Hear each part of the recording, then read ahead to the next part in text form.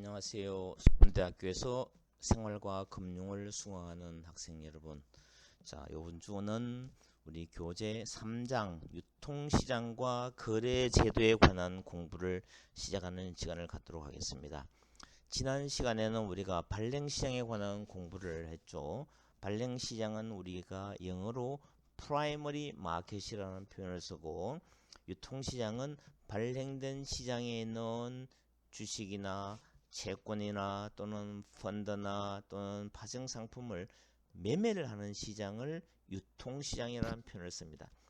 예를 들면 우리가 제조업체를 따지면은 제조업체에서 실제로 많은 사람들이 소비를 하는 재화나 서비스를 만드는 과정을 우리가 발행시장에 비유를 한다면은, 제조회사에서 만드는 재화나 서비스를 실제로 도매상이나 소매상을 통해서 실제로 우리가 슈퍼마켓이나 마트에 가서 우리가 구입을 하는 그런 시장을 우리가 유통시장으로 비유를 할 수가 있습니다. 주식이나 채권 파생상품에도 이런 유통시장이 있기 때문에 유통시장을 우리는 세컨더리 마켓이라고 그렇게 표현합니다. 세컨더리 마켓. 그럼 우리가 첫 번째 유통시장의 의의가 뭔지를 한번 살펴보겠습니다. 유통시장이라는 것은 기발행된 유가증권이 투자자 상호간에 매매 거래되는 시장을 이야기를 합니다. 유통시장은 기업의 자금 조달과 직접적인 관계는 아닙니다. 기업의 자금 조달과 직접적인 관계가 있는 시장은 우리는 발행시장이라는 표현을 씁니다. 그래서 우리는 프라이머리 마켓 하면은 발행시장이 되고, 세컨더리 마켓 하면은 유통시장이 된다는 그런 것도 알아두면 도움이 됩니다. 그래서 많은 우리나라뿐만 아니라 증권시장이나 자본시장의 제도가 서구사에서 들어왔기 때문에 이 많은 그 밑바탕이 되는 제도를 소위 영국이나 미국에서 유대인들이 만드는 시장을 우리가 많이 원용을 하고 있습니다. 그래서 자, 발행시장과 유통시장의 관계를 보면은, 기업과 투자가가 있다고 가정해 보면은, 기업은 증권을 발행을 하고, 그러면 투자가들은 자금을 기업에 주는 겁니다. 서로 증권과 자금을 서로 교환하는 거죠. 이런 거를 우리가 발행시장, 기업의 자금 조달이라고 이렇게 설명을 합니다. 그러면 투자자가 그 증권을 자금을 주고 기업으로부터 받아서 갖고 있으면은, 본인만 갖고 있으면 아무런 의미가 없습니다. 이거를 투자자와 투자자 사이 서로 간에 증권을 사고 팔 수 있는 이런 시스템이 필요하게 되는 거죠. 이와 같이 투자 원금을 회수하는 이런 과정을 우리가 유통시장이라고 설명합니다. 근데 이 유통시장의 하나의 시스템으로서는 거래소라는 게 있습니다. 우리나라에는 여의도에 가면 한국거래소 KRX는 무엇의 약자냐면 Korea Exchange의 약자입니다. 한국거래소가 있습니다. 그러면 유통시장의 구조를 보면은, 시장 조직의 형태에 따라서 거래소 시장이 있는가 하면은 거래소가 아닌 장외에서 거래를 하는 장외 시장도 있습니다. 장외 시장도 있고 거래소 시장도 있습니다. 자, 거래소 시장 우리는 다른 말로 하면은 장내 시장, 장내 아닌 거래소가 아닌 시장을 우리가 장외 시장이라고 설명할 수 있습니다. 자, 그 다음에 거래 대상에는 주식 시장도 있고, 채권 시장도 있고, 수익증권 시장도 있고, 파생상품 시장도 있습니다. 그리고 거래 범위는 내국 증권 시장, 우리나라에서 발행했는 증권을 사고 팔고 하는 시장을 내국 증권 시장이라고 설명을 한다면은, 해외 기업이, 해외 기관이 발행했는 그 증권을 우리가 해외 증권이라고 얘기한다면은, 해외 증권 시장과 내국 증권 시장으로 나눌 수가 있습니다. 그리고 거래 방법에는 현물 거래 시장과 파생상품 시장으로 또 이렇게 나눌 수가 있습니다. 그죠? 나눌 수가 있다는 사실을 우리는 하나하나 우리 공부하면서 이해를 하게 되는 겁니다. 자, 그 다음에는 유통시장에도 어떤 기능이 있습니다. 유통시장의 기능. 장기 자본 조달을 원활화를 해주는 겁니다.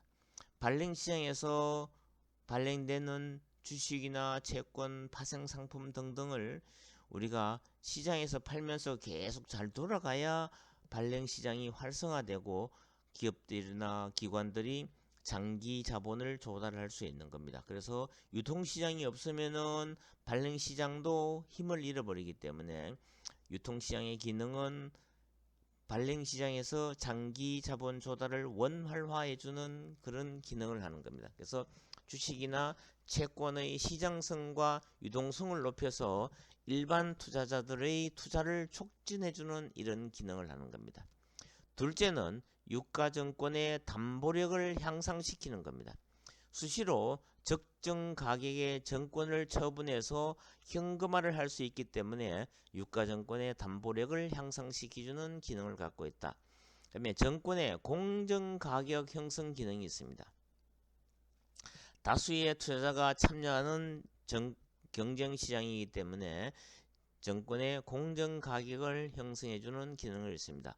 그리고 신규 정권 가격 결정의 역할을 하는 겁니다. 이거는 뭐냐면은 자, 신규 정권이 상장을 하기 위해서는 자, 이와 유사한 산업에 유사한 기업이 지금 상장돼 가지고 거래가 되고 있으면은 그 기업의 주가를 하나의 벤치마킹을 해서 그 기업의 실적이 어떻고 신규 상장하는 기업의 실적이 어떤지를 비교해서 어느 정도가 적정한 가격인지를 결정해주는 이런 역할까지 하는 겁니다. 다시 한번 정리하면은 유통시장의 기능은 장기 자본 조달을 원활화해주는 기능과 유가증권의 담보력 향상을 해주는 기능과 정권의 공정가격 형성과 신규 정권의 가격 결정의 역할을 해주는 그런 기능도 갖고 있습니다. 자, 그러면 우리나라에서 가장 대표적인 한국거래소를 한번 알아보겠습니다. 한국거래소 KRX에는 4개 시장이 형성되어 있습니다. 유가증권 시장과 코스닥 시장과 코넥스 시장과 파생상품 시장 4개 시장이 있다는 것도 여러분 잘 알아야 됩니다. 자, 한국거래소는 KRX라고 얘기합니다. 코리아 익스체인지라고 설명을 하죠.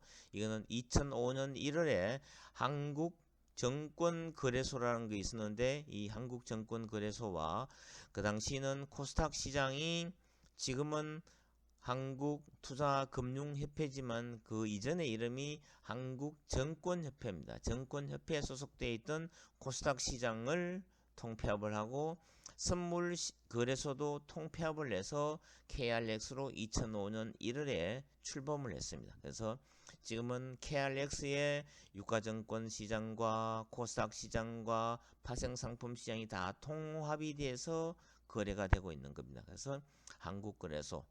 한국거래소가 되게 많이 규모가 크다 보니까 지금 나오는 이야기는 뭐냐면 거래소가 하나밖에 없기 때문에 독점을 하기 때문에 비효율적이다는 그런 목소리가 높여지면서 대체 거래소를 만들려는 움직임이 지금 일어나고 있습니다. 아마 조만간 1, 2년 이내에 대체 거래소가 탄생할 것으로 생각합니다. 미국에 가면 거래소가 여러 개 있습니다. 일본만 해도 거래소가 오사카 거래소도 있고 동경 거래소도 있는 것처럼 우리나라는 지금 거래소 하나만 하기 때문에 독점이기 때문에 효율성에 좀 문제가 있다는 그런 목소리가 높아지면서 대체 거래소도 지금 만들려고 열심히 타스크포스를 준비해서 움직이고 있습니다. 그 다음에 유가증권 시장은 옛날에 한국증권거래소에 상장되어 있던 그 종목들이 전부 다 유가증권 시장에서 거래가 되고 있습니다. 이걸 우리가 짧게 하면 코스피라고 얘기합니다.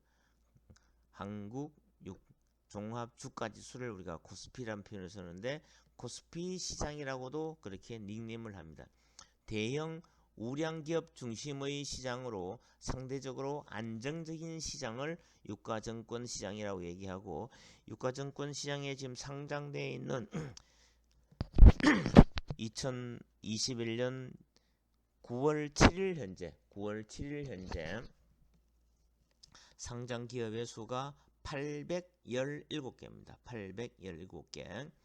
자, 그리고 유가증권 시장에 상장되어 있는 2021년 9월 7일 현재 시가총액은 2,304조입니다. 자, 시가총액이라는 개념은 나중에 설명을 하겠지만 유가증권 시장에 상장되어 있는 817개 종목을 그 날짜로 가격이 나오면은 그 기업이 발행했는 주식 수를 곱해는 것을 다 총 서밍합 다 합한 것을 우리가 시가총액이라는 표현인데 그게 지금 2,300조가 넘는 금액이 됩니다. 그다음에 코스닥 시장은 그 전에 한국증권협회, 지금은 한국투자금융협회지만 그 당시에 증권협회에서 코스닥 시장을 관리를 했습니다. 그래서 그 당시에는 코스닥 시장의 등록이라는 표현을 썼는데 지금은 한국거래소에 다 통폐합이 되어 있기 때문에 코스닥 시장의 상장이라는 표현을 쓰고 한국증권협회에 소속됐을 때는 코스닥 시장 등록이라는 표현을 씁니다. 지금은 과거 이야기는 등록이지만 지금 전부 다 상장으로 씁니다. 기업 규모는 작지만 성장력과 기술력이 있는 유망 중소기업과 기술의 자금 조달 목적으로 상장되어 있는 기업을 우리가 코스닥 시장이라고 얘기하는데 2021년 9월 7일 현재 코스닥에 상장되어 있는 기업체 수는 1,507개입니다. 코스닥 시장의 시가총액이 444조입니다. 그래서 우리 코스피 시장에는 뭐 한 4.5분의 1 정도밖에 안 되죠. 그죠? 이 코스닥 시장과 유가증권 시장 규모는 유가증권 시장 규모가 5배보다 훨씬 더 큽니다. 그죠? 그 다음에 코넥스 시장이라고 했습니다. 코넥스 시장은 중소기업에 특화된 시장으로 상장 요건을 좀 최소화해서 거래되는데 여기 코넥스 시장에 상장되어 있는 기업체 수는 133개입니다. 133개. 그 다음에 코넥스 시장의 시가총액 규모는 6조 8천억 정도입니다. 이 규모가 훨씬 적죠. 그 다음에 파생상품 시장은 현물 시장에서 발생하는 가격 변동 위험을 관리하는 기능을 하는 시장인데 우리나라의 가장 대표적인 선물 시장과 옵션 시장이 파생상품 시장의 주를 이루는 것이 되겠습니다.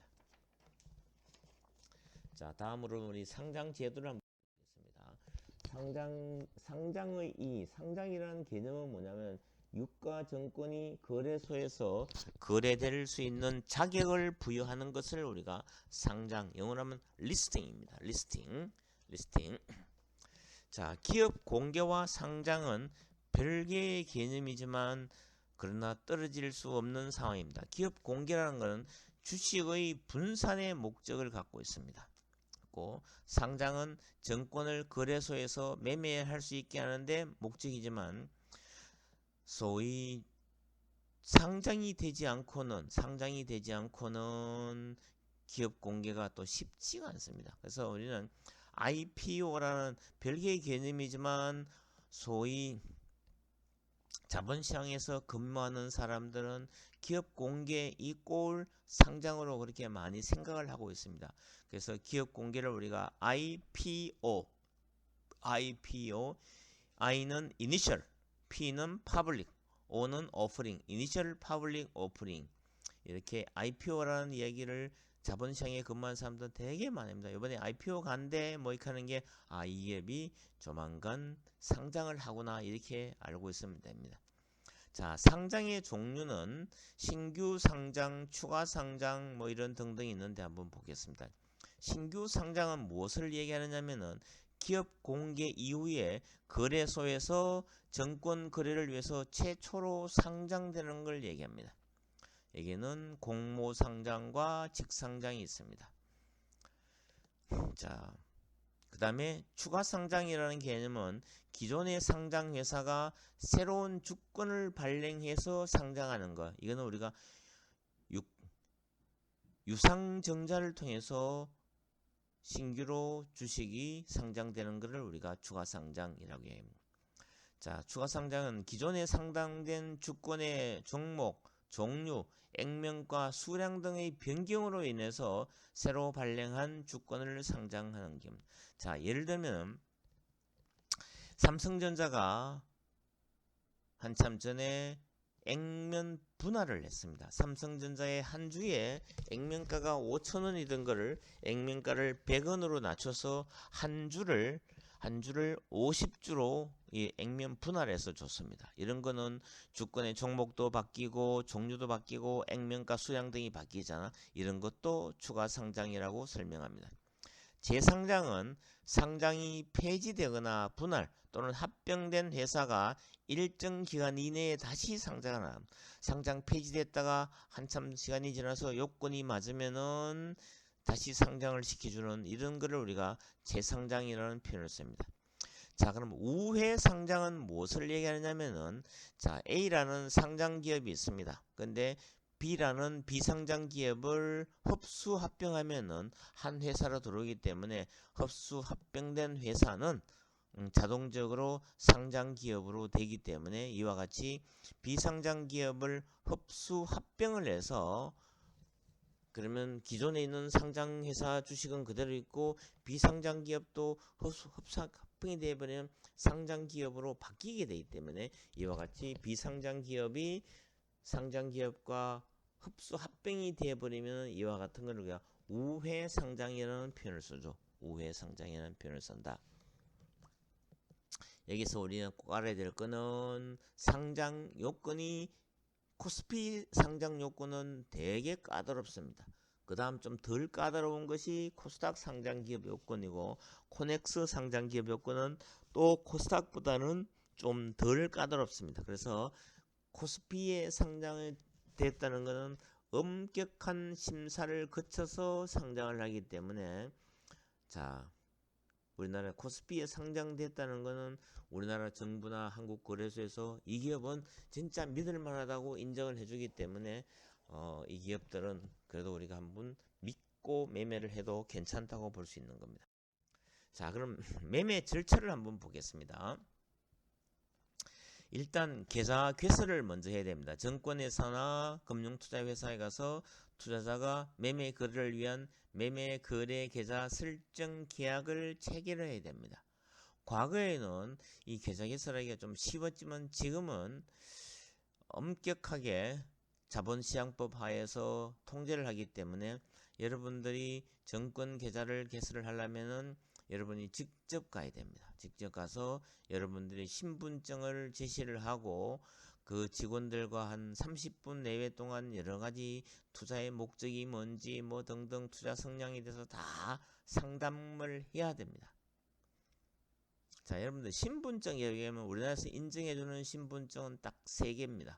주민등록증, 그리고 운전면허증, 그리고 외교부에서 발행해놓은 여권, 요 3개만 인정하기 때문에 신분증은 여러분들이 주민등록증이 없다 손 치더라도 운전면허증이 있으면 대신할 수 있고 여권만 있으면 됩니다. 그러나 우리가 성인, 우리가 19세 되면 성인이 되죠. 만 19세가 되지 않은 사람은 또 증권 계좌를 개설하기가 불가능합니다. 그런 경우에는 반드시 부모님이 보호자로 동반을 해야 되기 때문에 여러분들 지금 대학생 좀 일찍이 학교에 입학하는 학생들은 만 19세가 다 넘겠지만 만 19세가 되지 않는 학생들은, 수강생들은 만 19세가 될 때까지 기다려야 됩니다.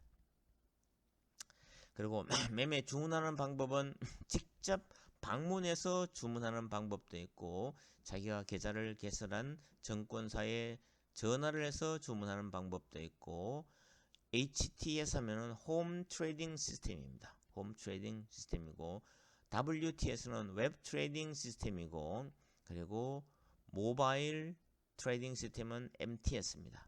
주로 요새는 많은 사람들이 스마트폰을 쓰기 때문에 스마트폰에 그 앱을 다운을 받아서 자기 비밀번호하고 모든 걸 다 입력시켜 놓으면은 스마트폰으로도 주문이 가능합니다. 자, 그러면은 직접 방문 주문이나 통화 주문을 했을 때는 수수료가 조금 비쌉니다. 그래서 우리는 홈 트레이딩 PC로 하거나 웹을 하거나 또는 모바일로 하는 거를 우리는 선택을 해야 됩니다. 보통 정상적인 경우에는 한번 살 때 0.5%의 수수료가 나가지만 홈 트레이딩이나 모바일 트레이딩 하면은 0.1 또는 그보다 더 이하의 수수료를 내는 겁니다. 그래서 우리나라에서는 키움증권이 제일 처음에 홈 트레이딩을 시작을 해서 그 수수료를 아주 낮추어 줬기 때문에 키움증권도 한번 알아보는 것 필요하고, 다른 증권사들도 소위 홈 트레이딩을 하면은 모바일 트레이딩을 하면 수수료를 되게 낮춰주는 경향이 있습니다. 그리고 어떤 증권사는 첫 고객을 유치하기 위해서 첫 고객한테는 소위 어떤 경우에는 평생 무료 수수료를 제공하는 회사가 있는가 하면 첫 1년간은 무료로 해주는 그런 회사가 있기 때문에 여러분들 홈페이지에 들어가서 어느 증권사가 내가 증권 거래를 했을 때 수수료를 가장 저렴하게 해주는지도 한번 체크를 해봐야 됩니다. 자, 위탁증거금이라는 것은 결제 이행을 위한 담보를 통해서 거래의 안정을 도모하기 위함이다. 이제 위탁증거금, 우리가 주식을 매매를 하기 위해서는 돈 없이는 매매를 못하죠. 그죠? 위탁증거금, 예를 들면 우리는 단돈 10,000원만 있어도 매매를 할 수 있습니다. 10,000원 미만짜리 주식도 있기 때문에. 자, 예를 들면 우리가 100만 원이란 위탁증거금을 해놓고 나면은 그 100만 원 범위 내에서 우리는 주식을 살 수가 있습니다. 그러면 위탁수수료라는 건 뭐냐면은 증권을 매매할 때는 위탁수수료를 부담하는 겁니다. 0. 몇 프로의 수수료를 낸다는 뜻이 되겠습니다. 그러면 증권거래소는 우리가 예를 들면은 한국거래소가 있고, 한국거래소에는 유가증권 시장이 있고, 코스닥시장, 코넥시장이 있다. 증권거래소가 있어야 되는 거예요. 자, 그 다음에 호가 단위와 유형을 한번 보겠습니다. 호가 단위와 유형을.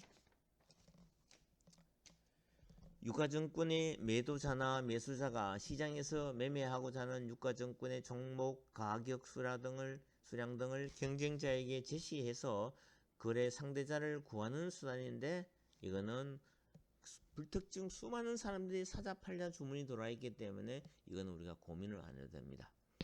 자, 호가는 유가증권과 코스닥시장의 코넥시장에서는 호가가 다릅니다. 자, 유가증권 시장에는 비싼 거는 뭐 100만 원 넘는 주식도 있기 때문에, 자, 모든 시장에서 1,000원 미만은 1원 단위로 움직이는 겁니다. 그러면 5,000원 미만도 1원 단위로 움직이고, 만원 미만도 10원 단위로 움직이는 겁니다. 그 다음에 5만원 미만도 50원 단위로 움직이고, 10만원 미만까지는 100원 단위로 움직이고, 10만원 이상이 되면은 유가증권 시장에서는 500원 단위로 움직이는데, 코스닥 시장과 코넥 시장은 100원 단위로 움직입니다. 그리고 유가증권 시장에서 50만원이 넘는 거는 1,000원 단위로 움직이는데, 코스닥 시장과 코넥 시장은 100원으로 움직입니다. 그래서 코스닥 시장과 코넥 시장은 5만원 이상은 무조건 100원 단위로 움직인다. 그렇게 알면 됩니다. 자, 예를 들어서 우리가 50만원이 넘는 주가를 사는데, 자, 나는 50만 500원에 사겠다 하면 주문이 안 들어갑니다. 50만원 넘는 거는 50만 1,000원, 50만 2,000원, 1,000원 단위로 해야 된다는 뜻이 되는 겁니다. 자, 호가 단위와 유형을 보겠습니다. 지정가 호가, 시장 호가, 조건부 지정가 호가, 최우선 지정가 호가, 호가 조건 등등 있는데, 가장 많이 쓰는 것은 지정가 호가와 시장가 호가가 있다는 사실입니다. 지정가 호가는 매매하고자 하는 종목의 가격과 수량을 지정해서 주문하는 방법입니다. 5만원짜리 살 때 나는 5만 1,000원에 사겠다 하면 5만 1,000원에 가격이 형성이 안 되면 절대로 주문이 체결이 안 되는 걸 우리가 지정가 호가라는 표현을 쓰고, 시장가 호가는 종목과 수량을 지정하되 가격을 지정하지 않고 시장가, 지금 현재 체결되는 가격으로 주문을 넣는 겁니다. 우리 단말기에 들어가면은 지정가 호가인지 시정가 호가인지 다 클릭하는 거의 다 있기 때문에 그대로 따라하면 됩니다. 그다음에 조건부 지정가 호가는 호가 제출 시에는 지정가 호가와 동일하지만 종가 결정을 위한 접수시간 개시 전까지 체결되지 않을 경우에는 시장가 호가로 바뀌는 걸 얘기합니다. 그리고 최우선 지정가 호가는 매수의 경우에는 가장 높은 매수호가 가격으로 주문을 내는 거고, 매도의 경우에는 가장 낮은 매도 호가 가격으로 내는 겁니다. 호가 조건에서는 IOC immediate work는 즉시 체결 안 되면 취소되는 거다 이죠. 뭐 이런 등등이 있다고 봅니다. 자, 그 다음에 우리가 또 알아야 될 거는 매매 계약의 체결을 한번 보겠습니다. 매매 계약의 체결. 자, 여기에는 경쟁 매매가 있습니다. 경쟁 매매, 집단 경쟁 매매와 개별 경쟁 매매가 있고, 상대 매매는 교습을 통해서 가격, 수량, 결제된 것을 정해서 거래하는데, 자, 경쟁 매매는 집단적으로 수많은 사람들이 동시에 들어오기 때문에 그 가격만 맞으면 다 체결을 되는 데는 하등의 이상이 없습니다. 그러나 그 종목이 거래되는 수량이 극히 적을 때는 체결하는데 한참 시간이 많이 걸릴 수가 있죠. 자, 상대 매매라는 거는 자, A와 B라는 사람이 그 갖고 있는 주식을 다른 사람이 가져가면 안 되기 때문에 가격 수량과 결정에서 미리 정해놓고 하는 매매를 상대 매매라는 표현을 씁니다. 그리고 단일 가격 하나로 형성되는 단일 가격에 의한 개별 경쟁 매매라는 것은 동시 호가 매매를 얘기합니다. 일정한 시간에 접수된 호가를 동일한 시간에 접수된 호가로 처리해서 단일 가격으로 거래를 체결시키는 방법입니다. 이건 뭐냐면 우리나라 시장이 9시에 문을 열기 때문에 9시 이전에 쭉 주문을 다 모아가지고 9시 전까지 한 가격으로 체결을 시키는 겁니다. 그리고 3시 20분부터 3시 30분까지는 그 마지막 종가를 만들기 때문에 그 10분간에 모아놓은 것도 3시 30분에 한 가격으로 체결을 시키는 겁니다. 이거를 우리가 단일 가격이라는 표현을 쓰고, 복수 가격에 의한 개별 경쟁 매매는 호가의 접수 순서에 따라서 각각의 매도 호가와 매수 호가가 매매 체결의 원칙에 부합될 때마다 복수의 가격으로 거래를 체결시킨다. 이건 뜻입니다. 자, 우리가 꼭 알아야 될 매매 체결의 원칙이 있습니다. 매매 체결 원칙은 가격 우선의 원칙이 있습니다. 고가의 매수호가는 저가의 매수호가보다 우선합니다. 그리고 저가의 매도호가는 고가의 매도호가보다 우선한다 이거지. 이게 가격이 살 때는 가장 높게 사겠다는 사람한테 우선권을 준다는 뜻이고, 팔 때는 가장 낮은 가격에 팔겠다는 사람한테 우선권을 준다는 뜻입니다. 시간 우선의 원칙은 뭐냐면 동일한 가격의 주문에 대해서는 먼저 접수된 호가가 우선이라는 뜻입니다. 그리고 시간 우선의 원칙의 예외는 뭐냐면 단일가 매매에서는 동시에 접수된 호가를 보고 시간상 우선순위를 배제해서 위탁자 우선의 원칙과 수량 우선의 원칙을 적용한다. 자, 여기서 우리가 위탁자 우선의 원칙이라는 용어가 나옵니다. 위탁자 우선의 원칙은 뭐냐면은, 자, 우리가 정권에서나 금융투자에서도 자기 자본을 갖고 매매를 하고 있잖아, 그죠? 있기 때문에, 자, 이런 경우에 똑같은 가격과 똑같은 시간에 주문이 들어왔을 때는 위탁자를 우선을 한 겁니다. 위탁자한테 먼저 체결할 수 있는 권리를 주고, 그 다음에 정권회사가 주문 내는 거는 나중에 체결을 시킨다는 게 바로 위탁자 우선의 원칙입니다. 자, 매매 체결의 원칙에는 크게 나누면은 가격 우선의 원칙, 시간의 우선의 원칙, 위탁자 우선의 원칙 세 가지가 있다는 사실을 알아두면 좋겠습니다. 그죠? 자, 우리 여기까지 1교시를 하고 한 10분간 쉬었다가 2교시 수업을 하도록 하겠습니다. 오늘은 우리 3장에 있는 교과서 내용을 다 공부를 하고 마지막 3교시에는 여러분들이 되게 궁금해하는 정시격언 210개 가운데서 일정 부분을 오늘 소개하는 시간을 갖도록 하겠습니다. 10 minutes break time.